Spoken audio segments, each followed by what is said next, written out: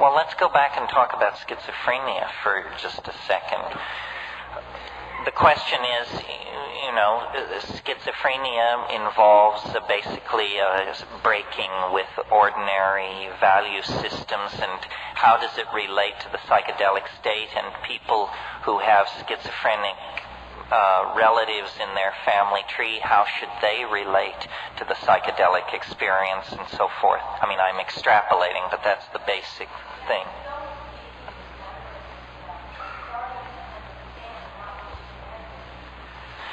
Well, there are different things to be said about this. I mean, first of all, how many psychiatric residents, who are the people who come most in contact with schizophrenics, whatever that means, how many psychiatric residents have ever seen an undrugged schizophrenic?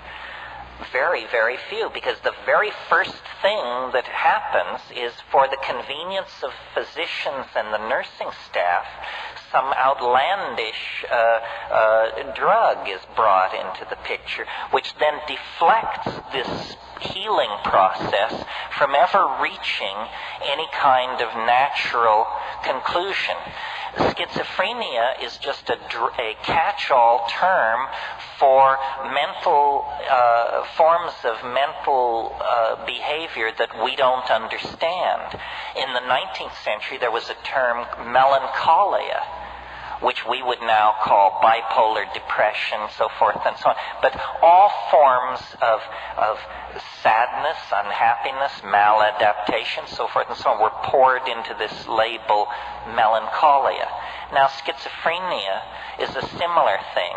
I can remember an experience I had years ago. I was in the Tolman Library at the University of California, which is the psych library, and I was looking up some drug or something, and I just saw a book, and I pulled it off the shelf, a book about schizophrenia, and it said the typical schizophrenic lives in a world of twilight imagining, marginal to his society, incapable of holding a regular job. These people live on the fringes, content to drift in their own self-created value system. I said, that's it.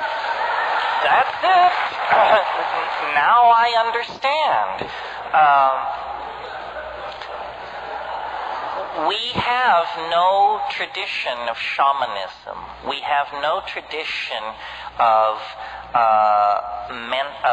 journeying into these mental worlds. We are terrified of madness. We fear it because the Western mind is a house of cards, and the people who built that house of cards know that, and they are terrified of madness. Tim Leary once said, or I gave him credit for saying, he later told me he never said it, but whoever said it, this was a brilliant statement. Someone once said, LSD is a psychedelic substance which occasionally causes psychotic behavior in people who have not taken it. Right? And I would bet you that more people have exhibited psychotic behavior from not taking LSD, but just thinking about it, than ever exhibited it from taking it. Certainly in my family, I watched my parents both go psychotic from the mere fact that LSD existed. They would never have taken it. There is a great phobia about the mind. The Western mind is very queasy when first principles are questioned. Rarer than corpses in this society are the untreated mad, because we can't come to terms with that. A shaman is someone who swims in the same ocean as a schizophrenic, but the shaman has thousands and thousands of years of sanctioned technique and tradition to draw upon. In a traditional society, if you exhibit quote-unquote schizophrenic tendencies, you are immediately drawn out of the pack and put under the care and tutelage of master shamans. You are told, you are special. Your abilities are very central to the health of our society. You will cure. You will prophesy. You will guide our society in its most fundamental decisions. Contrast this with what a person exhibiting schizophrenic activity in our society is told. They're told, you don't fit in. You are becoming a problem. You don't pull your own weight. You are not of equal worth to the rest of us. You are sick. You have to go to the hospital. You have to be locked up. You are on a par with prisoners and lost dogs in our society. So that treatment of schizophrenia makes it incurable. Imagine if you were slightly odd and the solution were to take you and lock you into a place where everyone was seriously mad. That would drive anyone mad. If you've ever been in a madhouse, you know that it's an environment calculated to make you crazy and to keep you crazy. This would never happen in an Aboriginal or traditional society. I wrote a book, this has to be the wrap-up because we're over time, but I wrote a book called The Archaic Revival. I signed it tonight for some of you. The idea there is that we have gone sick by following a path of untrammeled rationalism, male dominance, attention to the visible surface of things, practicality, bottom lineism. We have gone very, very sick. And the body politic, like any body, when it feels itself to be sick, it begins to produce antibodies or strategies for overcoming the condition of dis-ease. And the 20th century is an enormous effort at self-healing. Phenomena as diverse as surrealism, body piercing, psychedelic drug use, sexual permissiveness, jazz, experimental dance, rave culture, tattooing. The list is endless. What do all these things have in common? They represent various styles of rejection of linear values.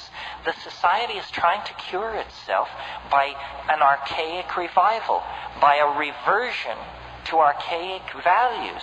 So when I see people manifesting sexual ambiguity, or scarifying themselves, or showing a lot of flesh, or dancing to syncopated music, or getting loaded, or violating ordinary canons of sexual behavior, I applaud all of this because it's an impulse to return to what is felt by the body, what is authentic, what is archaic.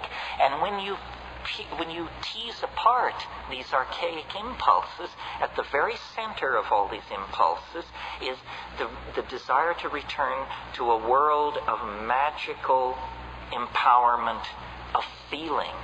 And at the center of that impulse is the shaman, stoned, intoxicated on plants, speaking with the spirit helpers, dancing in the moonlight, and vivifying and invoking a world of conscious living mystery.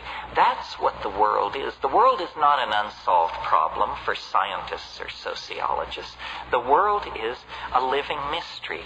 Our birth, our death, our being in the moment. These are mysteries. They are doorways opening on to unimaginable vistas of self-exploration, empowerment, and hope for the human enterprise. And our culture has killed that, taken it away from us, made us consumers of shoddy products and shoddier ideals.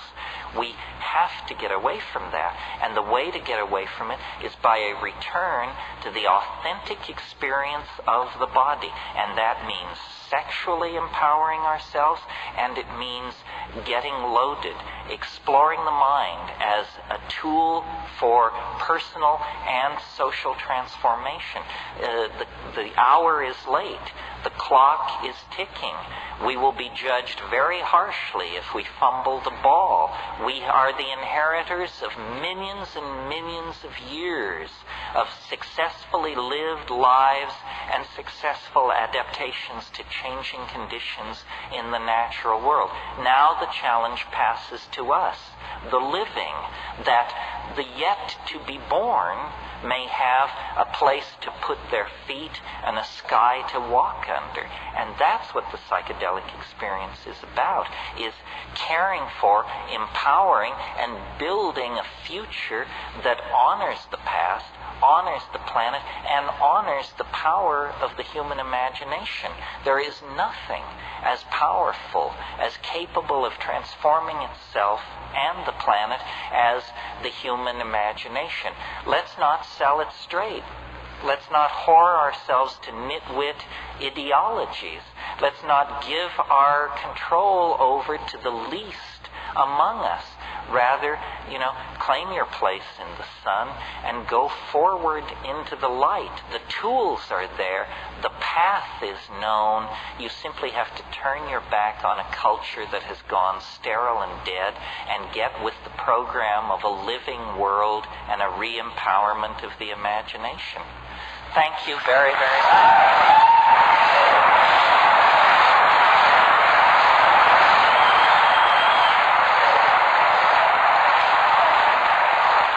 Thank you. Thank you.